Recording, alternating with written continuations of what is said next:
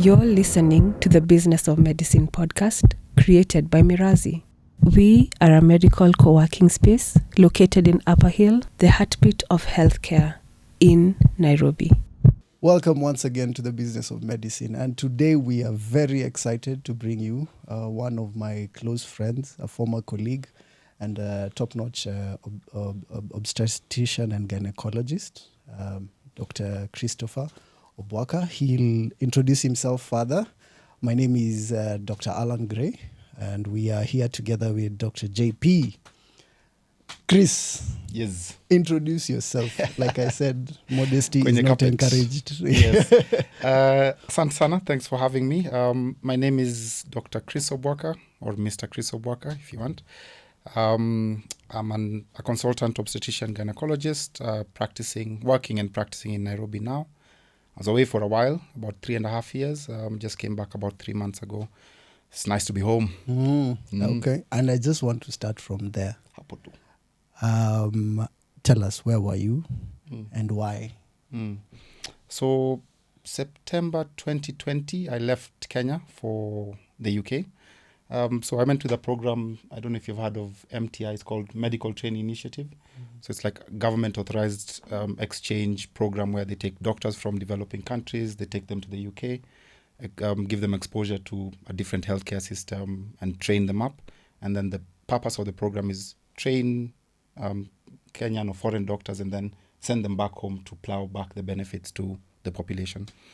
So did that for 2 years and then stayed on for an extra year for further training. So that was my... And that is how I went. What were you training in specifically? So initially when you go, it's a humbling experience. So, here in Kenya, when you finish your master's, then you're already considered a consultant. When you go there, you have to take a few steps back. So it's almost like they don't recognize MMed, your master's program here. They know you're trained, they know you're a safe pair of hands, but they take you a few steps back. So you almost start doing things that you used to do in internship. So initially when you go, it's like culture shock, kabisa, because you're now starting your first on call. So you're clerking patients, you're taking blood samples, you're chasing up results, you're assisting in theatre as opposed to actually doing the operations yourself. And then once they have confidence in you, they know what you can do, they let you do more and more. So my training was mostly in minimal access surgery, so laparoscopy, hysteroscopy, and then also an important thing I did was women's health scanning, so ultrasound scanning. So currently I scan my own patients in the clinic. In the past it used to be unakuja kwa daktari, then they send you for an ultrasound scan, then you come back. So it's a hectic, inconvenient procedure for the patients, or a process. So now we're trying to build like a one-stop shop where a patient will come, we'll see you, we'll scan you, we'll do any procedure you need done, and we make a diagnosis and a plan on the same day. So it cuts down on the number of visits, cuts down on expenses as well. And I think it's good for the business as well, because you keep everything. You keep everything in-house. As opposed to sending the money out, keep everything in-house. Okay. So. Yeah. I feel like you were born an obstetrician gynecologist because ever since I've known you, that's all you've ever spoken about, from undergrad days. And then you're also one of the very few people I know that when they set their mind to something, there's no two ways about it. There's no wavering. It's like, this is my path. This is it. We're going to do this. So undergrad and then postgrad. And then when you were done with postgrad, you began the process of building a career, a practice around yourself, around your name. And then from there you transitioned into the fellowship. Yeah. And I've always personally struggled with that timing for when to do the fellowship, because if your plan is to actually come back and practice here in Kenya, that period away can eat away a bit out of all the work that you've done and done so far. So had you planned out, okay, I'm going to finish postgrad, stay here for a number of years, and then go do my fellowship? Some people choose to do their fellowship immediately after finishing their postgrad and then come back. Some people wait a much longer time, build their practices, and then come back. So what kind of informed your decision to go to the UK? So you started by raising an important point of, I think I I started doing medicine when I was a child, basically. So thing is like with my family setup. So my paternal grandmom was a TBA, a traditional birth attendant. Oh, really? Oh, Yeah. nice. And then, my dad is an obs and gynae. My dad's brother is an obs and gynae. My auntie is a dentist. My mom was a nurse. So I grew up in a medical kind of background. I think that's what influenced me to go into medicine, because like you sit around the table and my dad and his bro are talking about, we had this patient, we had this delivery. They meet patients in town and someone says, oh, uni ule ulizalisha, this is the child you delivered. And there's that kind of like prestige around it, or like you're well respected in society, you're there for the most important points of people's lives. And I liked that feeling maybe, or that position or the pedestal that people put you on. So I think I knew from very long ago that I wanted to do medicine. By a stroke of luck, I did well in sciences, so I was able to get to med school, and the rest is history. So in terms of timing, so when you finish your undergrad medical school, then those days we used to get posted immediately for internship. Nowadays, things are very different, as everyone can see on the news. So went to Naivasha for internship, did a year, then did an extra year as a medical officer. And I always never wanted to have the title of chronic MO. So there are people who have finished their undergrad, then they become a medical officer, and then they stay a medical officer for dog years. I mean, they're very good at what they do, because it's just, repetitive stuff. Like you learn on the job and you get really good at everything. So they do good general surgery, they do good obstetrics, they do good pediatrics, but I never wanted to be almost like stuck. So from Naivasha as a medical officer, I was actually posted to E10, I don't know if you know. And I went to see E10, and it was really far. And that time I had a young family as well. So immediately then I just applied for my master's. And I had to be privately sponsored, because that time you had to work for Gava for a certain amount of time before they can say, oh, tutakulipia M-Med, go and do your M-Med and come back. So I had to be privately sponsored. And University of Nairobi, right? University of Nairobi, yeah. And how we afforded the fees, because we were moonlighting across the road. So we were... Who is we? we were together. We were all in there. So you'd do your day call, for example, in KNH, and then you come and do a night shift in Nairobi Hosi. But it was how it had to be for us to be able to pay our way through M-Med. Yeah. Then when I finished M-Med, I immediately... My wife says I like to soma, I like to study. So immediately then I went to USIU and did my MBA in health leadership management. And then immediately after that is when now I heard about this UK program. And then we discussed with the family, and we said, it's an adventure, the kids are still young, why not? Let's go and try it. You have nothing to lose. So between USIU and going to the UK, then yes, I worked at the practice. So the clinic is at NSSF building on Bishop Road. And it's a group practice with me and my dad. So dad is a senior gynecologist, he's 76 years old, he's transitioning out now. So I worked there for some time, maybe a year or two before I went away. So I had patients even before I left. What happened when I left is maybe there was attrition, of course, naturally. There was maybe about 50 or 60% of the patients left. So that's when you realize that patients go to see a doctor, not the practice, not the building, not the physical brick and mortar of it. And that's the beauty of building your own brand. So if your own brand, then patients know you as the doctor. So even if JP is to move from Mirazi today and go and work in another place, you have patients who will follow you. I try to keep in contact with the patient. So of course, before you leave, you tell them, I'll be going for this period of time, I'll be coming back then. Some patients still used to message me and say, ask for advice or ask for help in certain ways. And I try to keep that lifeline open. And then with social media as well, then they can see that what you're doing there. So if you had a patient here and then they're seeing like, okay, he's in school, he has graduated, he has got this award, he has got this accolade. You take them on the journey. You take them on the journey with you. And I think I lived vicariously through my wife, because she was like more active on social media than me.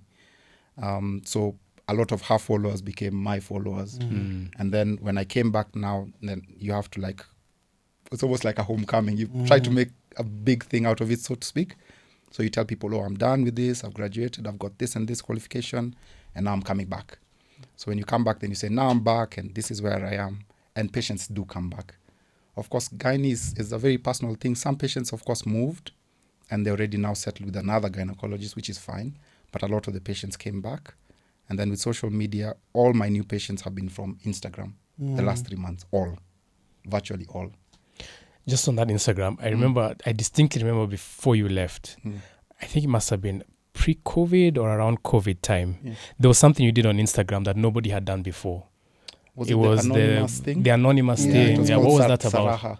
So Saraha was an app. Oh, Have you heard of it? yeah. So actually, that's very interesting because at the time, guys were doing it for very vain reasons. Yes. At the time, ask me a question, it's anonymous, and Yeah. you just want to hear who has a crush on you and all that. Yeah. But I think what JP is saying is true, that for the first time, you used it to give your patients an opportunity to be very vulnerable by creating that veil. Yes. And yeah, I think you're the first person who did it. Yeah, so with Saraha, it's like anonymous messaging. So someone can just send your message. Again, with Obs and Gyne, it's very personal, very intimate, very sometimes even like intrusive stuff that you have to talk about. So with that platform, in fact, if you go on my Instagram, there's like maybe my first 60 posts or so were Saraha stuff. So guys would send questions and then I would answer it anonymously. So from that, then you can tell there's so much unmet need for education. A lot of people either can't afford the services or they're too embarrassed to go to the gynecologist, or maybe there's religious constraints or just societal constraints that prevent people from seeing doctors. So it was a really good, I don't know if it's still active though, because it's not on any of the the Play Stores, Google Play Store. And I think they created one of those. I don't know whether to call them add-ons or something. It's still there. Like occasionally you can do it and ask anonymously questions. Yeah. I'm a bit curious about the shift to the UK. I mean, whatever is happening with the healthcare industry in our country right now, there are a lot of young guys who are looking to make the shift to the UK. And first of all, the first question I want to ask you is, from what I understand is that your plan was to go and come back. Yeah, the plan was always to come back. Yeah. Okay. Is there at one point that you had considered staying there for the rest of your life? And yes. So everyone in the UK or abroad goes through those phases. So like, it's also like, I think there's a seasonal component to it. So when it's summer, when it's spring and summer, then life is good. The weather is out. People like British people, shirts off, driving naked. Like they really barbecues every single day at night, mchana, during the morning, whatever. So people's moods go up during spring and summer.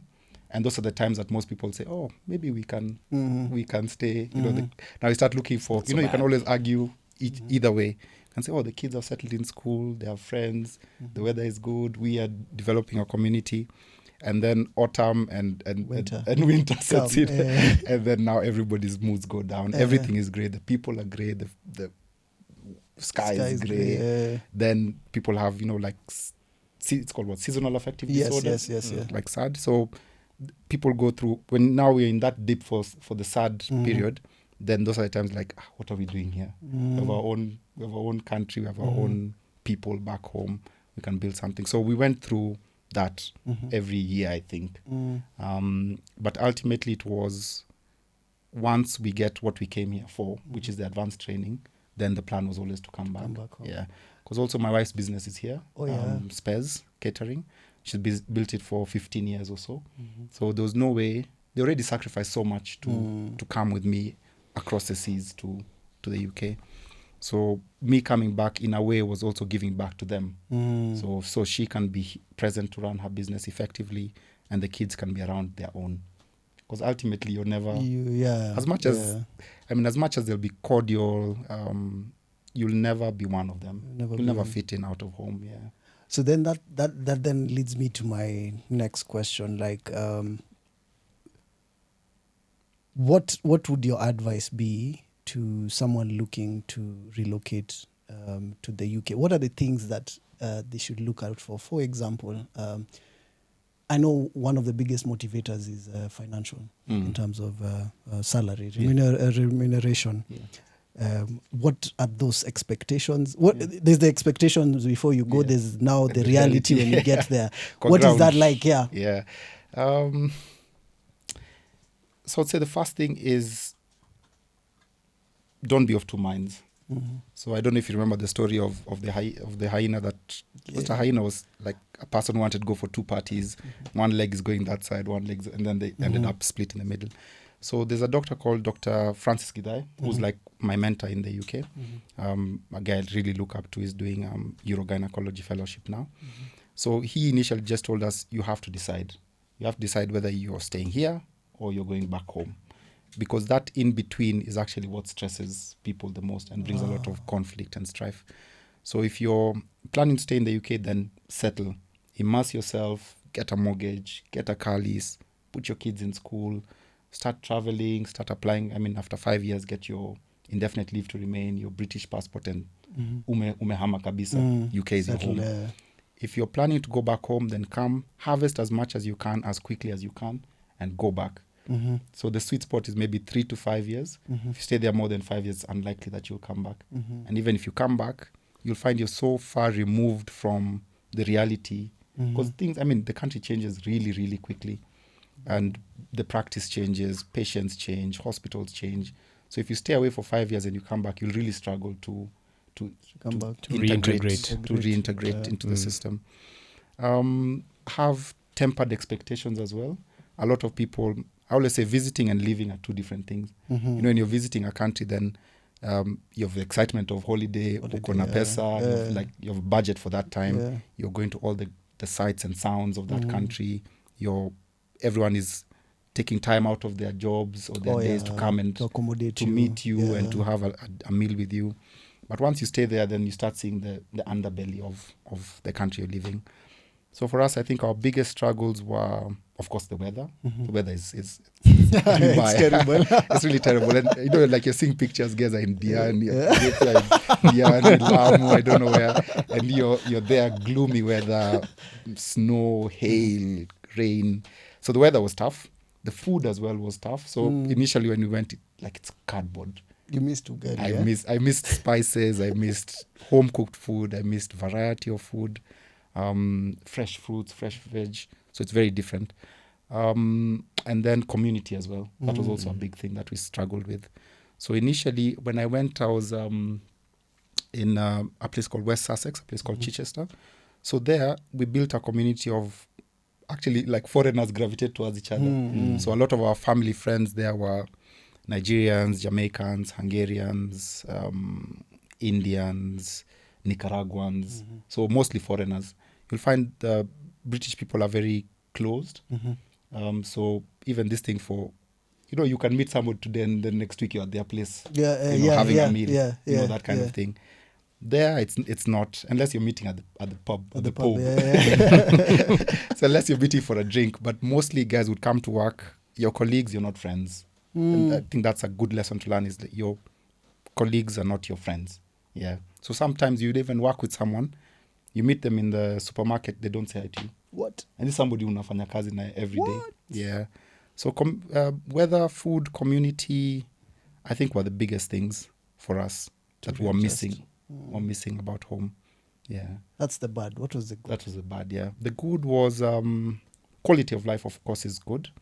You get paid enough to have a comfortable life. But again, I always refer to Francis because he taught me so much. You'll never be paid enough to be rich in the UK. The system is not built for you to be wealthy. They thrive on credit, so very easy access to credit. And if you're not careful, then you can get trapped in that debt cycle. Because everything is so easy. You want a loan, say, of what, £30,000. You can go on your phone, onto your Barclays app, apply for the loan, and immediately you get no security, no logbook, no title deed, and you get it on your phone. Basically, Fuliza. It's easy. But Fuliza for big amounts. Yeah, for big amounts, yeah. So guys seem to be living the life, but a lot of people are living on credit. Yeah, mortgages are there as well, car lease and stuff like that. There's something called Klarna, which is like a lipa pole pole. So if you want to buy new Jordans, you just go onto the Nike website and you place an order, you pay it interest free over 3 months, that kind of thing. So you can live comfortably, but you live on credit. The training was good as well. So, of course, exposure to advanced healthcare systems with good equipment, good trainees, good trainers, good systems, good protocols, evidence-based medicine. So I think for the medical part of it, I really enjoyed and I really grew as a doctor as well. And I believe I'm able to do much more than I could have done if I stayed. If you stayed. Yeah. Okay. Yeah. So I think the training was the highlight for me. I want to understand a bit more about the specific numbers, because Kenyans, we have a habit of asking how much before seeing the value in something. Yeah. So, one, how much does an obstetrician gynecologist at your level in the UK on average make? Okay. And then what does the rent look like? And what does, let me say, food and groceries in a month, what does that look like in Kenya shillings? In Kenya shillings? Yeah. Okay, I'll have to do maths. So, of course, the interest rates keep changing, but roughly. Yeah. So, you would make maybe 800,000 Kenya shillings, roughly, without any locums. So, actually, locums is where the money is. Okay. Because locum rates would be maybe about £100. That's how much? That's about 15K an hour. Yeah. So remember when Actually, we were it's locuming, more. we used to It's get more. maybe 3,000, Yeah. 2,500 to Yeah. 3,000. Yeah. So if you're getting 20,000 an hour, then you're making much more from locums. But if you say you're doing no locums at all, then maybe 800K. And then rent would be maybe between 1,000 and 1,500 pounds. So that takes up a chunk of your Like income. 200,000? Yeah, about 200K. Okay. 200 to 200 to 300. 300. That's like a 2-bedroom house. 3-bedroom. 3-bedroom. Yeah, 3-bedroom. And wait, But- this is yeah. in like Chichester, right? Yeah. in When you're in London, it's ridiculous. London is ridiculous. Yeah, Okay. so I mean, you'll still pay maybe the same amount, but what you'll get is a small. We Okay. call them corridors. Corridor. Yeah, or like a bed sitter, for example. Okay. So London was very, very expensive. So both places I trained, both in Chichester and in Northampton, both of them were considered like countryside. Like we had big towns. So like Chichester, the nearest big town was Brighton. Oh, okay. And then in Northampton, the nearest big town was Leicester. So you still have like within 30 minutes drive, you have a big town where you can do big stuff. But we lived in more countryside. Ushago. Ushago, hey. Welcome to Ocha. So in the countryside, then things are a bit cheaper. Cost of living is slightly cheaper. And the farther north you go, the cheaper it becomes. Okay. So Birmingham, then their cost of living is cheaper than London, for example. School fees? Yeah. School fees was free. Free. Oh. Okay. So school is completely free. Healthcare is completely Even for free. immigrants? Even for immigrants. As long as you have a visa to work, you have permission to work there. So we never paid any school fees. Of course, you pay for like trips or, I don't know, uniform, special books, Transport. stuff like that. So both places we lived was walking distance to Okay. the schools. Or Esme used to drop them. So yeah, healthcare is free, which is a big thing. School was free as well. So those were two big things. But there's lots of bills. As I said, you might get this amount, but then like in 5 days, kila mtu amechukua yake. You know, there's many zakayos. So like your rent goes, and then there's something called council tax, which you're paying the kanjo fees. And then there's like if you're taking a car, then there's a car loan goes. You're paying for internet. Virgin Media takes its own chums. There's so many things. Then there's gas, there's electricity, there's water, there's trash collection. There's so many like small things that that are vutward, yeah. So if you think about it, then here it is cheaper, significantly cheaper, because where we're staying, maybe similar size house, we're paying a third of what we were paying in rent in the UK for much bigger spaces. Yeah. And obviously now your ability to earn is greater. There. No, here. Hypothetically. Hypothetical, in the long run. It depends on just like you hustle, how many patients you get, how many cases you do. It's just kind of the thing. employment versus self-employment debate. So if you're employed, then you're on a fixed salary. So whether you do 1,000 C-sections or you do 10 C-sections, you're paid the same salary. And then if you're self-employed, then the harder you work, the more you earn. So if you see more patients, you're paid per patient. You do more procedures, you're paid per procedure. So the earning potential, yes, is much, much higher here.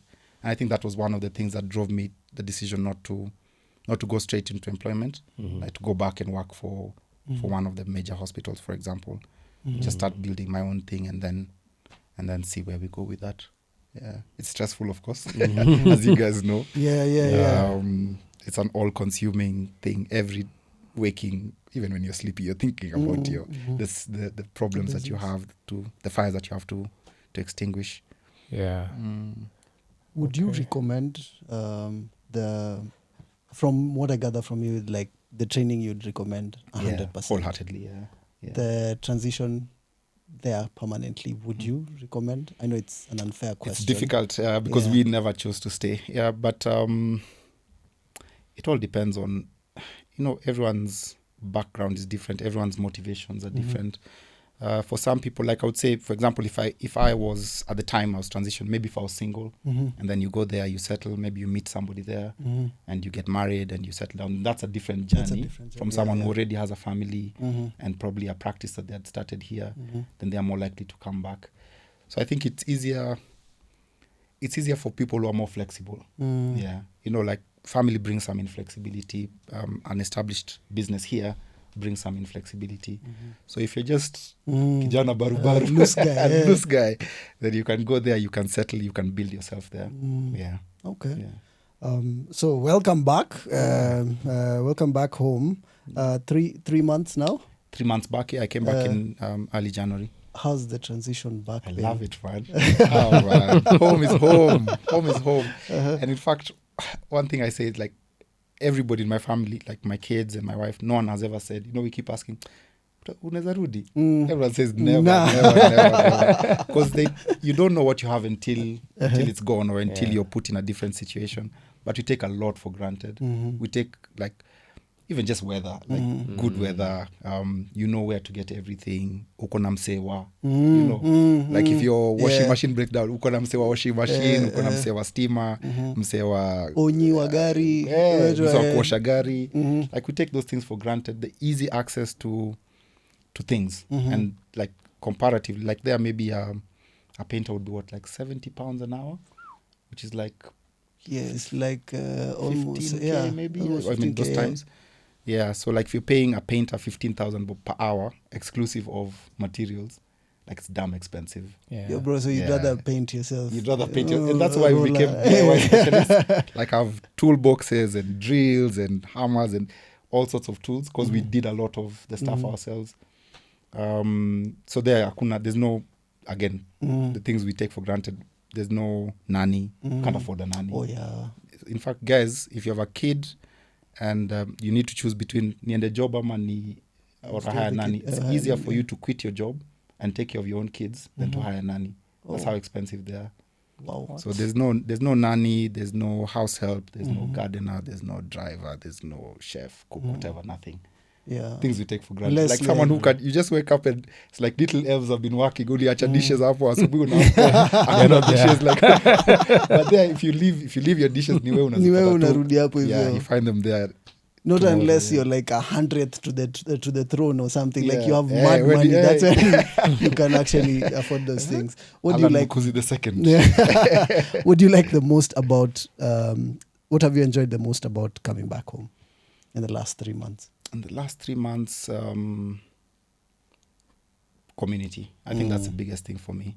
Yeah. So like meeting up with old friends, going out, going for parties, having family close by as well. Because also the kids growing up away from their grandparents is also tricky.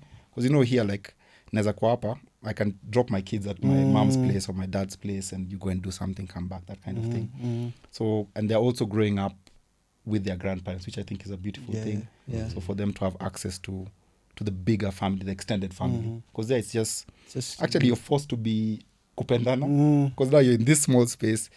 It's you, your wife, your kids, hakuna mtu mwingine. And maybe you don't have like so many friends outside of the house. Yeah. So we had to learn kupendana in that small setting. Space. But here at least you have big support system. Yeah. What haven't you liked about coming back? Or what do you miss? What do you miss about the UK? Let me ask that differently. Convenience. Especially like with things for, I think Amazon. To be honest, like if I can narrow it down to one thing, it's Amazon. Because like next day delivery, everything is fairly priced. You can get virtually anything on Amazon, eBay, Facebook Marketplace. And it's legit good quality stuff. So for me, is the convenience. The convenience. So here, even to get something like I recently, I was ordering some leather products like belts and wallets and stuff. So the guy says 5-7 working days. So I say, fine. I'm still on UK time. 1 month later. Nothing. 1 month later, then you say, oh, I don't know, the leather wasn't delivered. I don't know what. We're still waiting for. Like, it's stories. Yeah. So the convenience is what I miss, I think. Okay. Yeah. So you get back now to Kenya after 2.5 years? 3.5, yeah. 3.5 years. 2024. 3.5 years away. You sit in clinic day one. Like, are the patients coming through, or like what's the plan? Like, how do you pick them up from where you left them? You know, traditionally 3.5 years ago. At when you start a clinic, unasoma tu Unasoma gazeti. gazeti, You just read all the Kunywa newspapers. chai, yeah. Business Daily, Daily Mail, all those. Unasoma gazeti. But for me, I think what benefited me was I already had patients before I left. Okay. So I had a roster of patients before I left. And then I was also doing social media. So I was interacting with patients, both old and new, on social media. So now, because as I told you, we now like announced we're coming back and this is the thing, I've finished this and that and that. So then now you start saying, I'm taking bookings from, like, you know, it's all perception. Yeah, I'm taking bookings from the 26th. And like from day one I had... Create hype. Yeah, you create hype around it. Because also there's a curiosity of, okay, fine, I've seen Kenyan doctors, let me go and see what this guy... Daktari wa maju. Daktari wa maju. Daktari wa maju, yeah. But yeah, I had patients from day one. And now that I'm doing social media more and we're doing more aggressive marketing and stuff, and then also the referrals start now linking up. So you see one person, they bring 2, they bring 3. So the numbers are progressively increasing, which is good. We pray to be busy and we don't complain when you're busy. And then how do you communicate your fellowship to your patients? By that I mean, a lot of the time, patients just want to see the doctor. They want to know, can you deliver my baby or not? Yeah. Can you remove my uterus They don't or understand not? the nuances. But you've done minimal invasive surgery Yeah. for the last 3.5 years, Yeah. and you have a plaque or certificate Yeah. up on the wall. Most of the time, they don't even look at it. Yeah. So how do you communicate that to them so that they know what they're getting from Chris? So I think it's, okay, the experience initially when they come to the clinic. So like my clinic doesn't look like a regular clinic. I have a couch in my clinic. I have a nice, beautiful mural one of my patients did for me on the wall. There's a scanner in my room. So initially there was like a scan room. You see a patient, send them to a scan room, come back. So it's like a fully kitted office. So from that experience, then they see what's different, because they've gone to other doctors' clinics and this looks different, this feels different, how I talk to them. I don't keep them waiting, so we do booking appointment slots, 30 minutes. So if you're for 9, JP kuja at 9, I'll see you at 9. So you're not waiting for hours and hours. You have a whole 30-minute slot with the doctor, so you're not rushing. I'm a man. Yeah. You You brought your wife. Look at this guy. Yeah, so that 30-minute slot Just is to be more than clear. enough to take a history, do a examination, do a pap smear, do a procedure, do a scan, and talk about a plan. So you're not rushing through the consultation, because also there's that pressure of knowing there's 5 people waiting outside. So you're trying to rush through this one so you can now try and clear the queue. Yeah. So I never have that pressure. And then when we're talking about like surgeries, for example, then I'm leaning more towards minimal acts, because you can do virtually everything, maybe apart from delivering a baby and cancer care. Yeah. But most of the other stuff, fibroids, cysts, endometriosis, hysterectomies, tubal ligation, like permanent contraception, you can do virtually everything, minimal access. And so you offer them that and say, okay, you'd stay for 2-3 days if we do a hysterectomy through an open approach. I'll get you home the next day if we do it keyhole. And it's beneficial to the patients and good for us as well, because the thing of having so many patients in hospital for so long, you have to see them every single day. You have to be there, like if any complication, you're being called at all times of the night.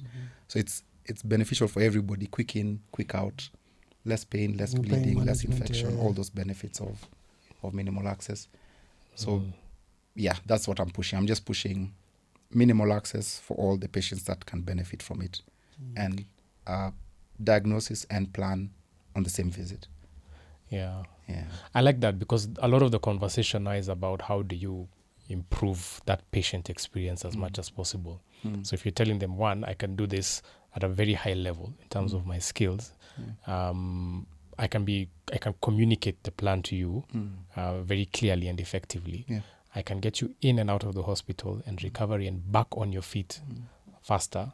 Then I think that's a winning formula. It's a no-brainer. And patients now are more educated, more exposed. I mean, there's all this stuff is on Google and social media.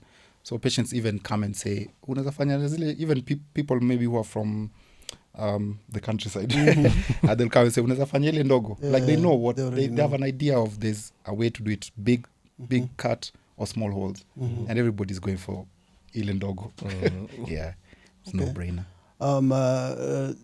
You have had the experience of, let me call it generational experience in OBGY. You have seen what your father and your uncle have been doing over time, and then there's you. So there's that generational experience.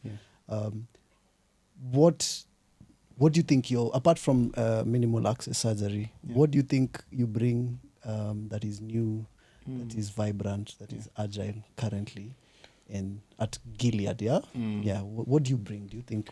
So I've brought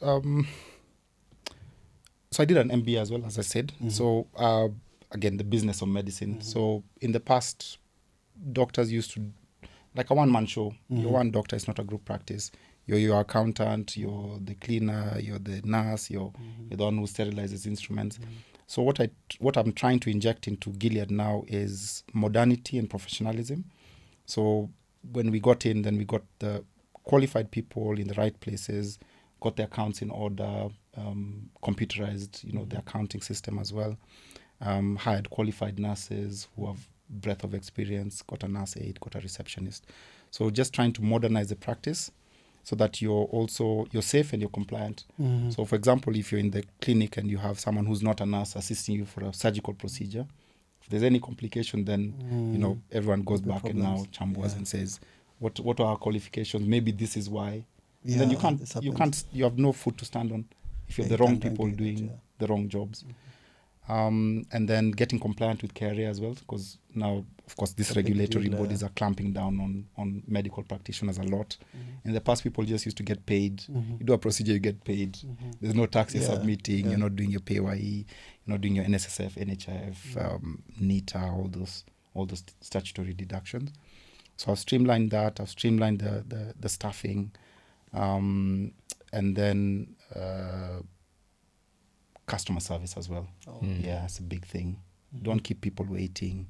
Communicate well. Give people enough time to talk to you about their problems. Give them a nice place that they can come to as well. So it's all about how does the patient feel when they leave your office. That's what will determine whether they'll come back. They might come in scared, unsure, hesitant, but once they leave, then they're laughing, they're happy, they're relaxed. They say, I'm going to bring my sister next week. It's always, I'll bring somebody else, or I'll come back myself, or I'm happy to go ahead with this procedure because I trust you. I've enjoyed, we have clicked. The way people say, damu zetu zimeingiana. Chemistry. So you have to establish that rapport really quickly and maintain it through all your interactions with the patient. So just modernization of the practice, customer-centric care, safety and compliance. All right. I don't want stress with cover. It's enough. Just do things the right way from the beginning. Now, we now know, like, regardless of which kind of business you're in, social media marketing is a big deal. In fact, it's quickly replacing what I'd like to call like the conventional way of doing marketing. And in healthcare, we've not been spared that shift. So we know, like any other business, that there's been a shift in how marketing is done, and a lot of it is done through social media rather than the conventional way of doing marketing. And healthcare has also not been spared that shift. For our viewers, try and break it down in the sense that, first of all, what has your transition been in terms of social media marketing? Are you getting professional help? And if you are, what are the costs, both monetary and non-monetary? What are the costs that are involved in that? So I think one of the biggest metrics in social media is engagement. And how you drive engagement is through consistency, clarity, and relatability. So I think the consistency aspect is what is a challenge for us guys, because we are busy professionals. You have a clinic, like I run a clinic Monday to Saturday. Saturday is half day, but it's still 5 days a week. And from the clinic, then I have inpatient procedures to do and post-op patients to see. And then you also have a family. So you also have a family life. So with the consistency, like initially currently I'm only on Instagram. You'd have bursts of energy, bursts of creativity, bursts of psych. So like maybe this week you post a lot, you do videos, you interact, you engage people in the DMs and things like that. And then you have a week where maybe you're tired or you're very busy, you have meetings and clinics and stuff like that. Then you go into a lull. So that inconsistency, I think, it works against us as doctors. So I got to the point where it was too much for me to do. So even like I would maybe do a post like a story, and you get like 150 questions in your messages. How do you go about? Because also I don't want to shortchange people by putting myself out there and giving education and asking for engagement. And then when you get the engagement, then you're not responding to it. So like someone asks you a question, maybe sometimes it's an emergency, like I'm 9 weeks pregnant, I'm bleeding, what can I do? And you're replying a week later. It's unfair. It's unfair to the patient. So what I've done very recently, I got a HR specialist, and I told her I don't have the energy, I don't have the creativity, I don't have the time, but I want to engage, I want to run social media professionally. So she put out an advert, and we got lots of applicants, and we interviewed, and recently I've gotten a not full-time, but a dedicated digital marketer to help me with my socials. Of course, you still have to keep that. You can see sometimes like there's a shift, like maybe this person used to post in a certain way with a certain voice, and then all of a sudden it becomes a bit more robotic, a bit more planned and very rigid. Then you can tell it's not the same. It's like it's not the same person posting. But I still want to be very hands-on with my social media. But I want someone to guide me, to do a content calendar, to plan shoots and tell me, okay, fine, next weekend we're going to this place, we're shooting this, or we're going to Safaricom to talk to the management team. So this is how you dress. This is what time you show up. This is what you're going to talk about. So that process, in terms of cost, I think that's what a lot of people ask as well. Most people were asking in the range of 30 to 50,000 a month, and the intensity varies as well. So you can do maybe once a week physical meetings, but a lot of it is remote, and then you have the odd content creation day. So you do it like in a fluster of you go and you shoot maybe 100 videos and take corporate shots, headshots, different outfits and stuff like that. Then you have content for a bit of time. Yeah. So it's not cheap by any stretch, but for the amount of work they do, paying someone 30,000 a month for remote work, mostly remote work, I think is worth it to take away that stress. It's like you're delegating to somebody else. Yeah. Okay. Yeah. It's a difficult question to answer, but I'll ask it regardless. Yeah. What is an approximate conversion rate? Like, let's say, for example, in your DM, you've talked about 150 DMs, messages. Yeah. How many of those do you think convert into physical patients in the clinic? I would say maybe 40%, 4 out of 10.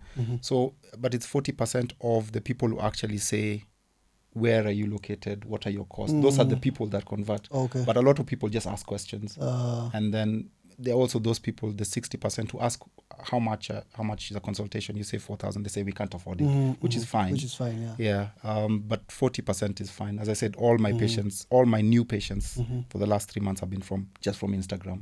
So you can imagine if I now do TikTok, I do Facebook, I do appearances, I do corporate talks, I do all that stuff, then that'll drive the numbers.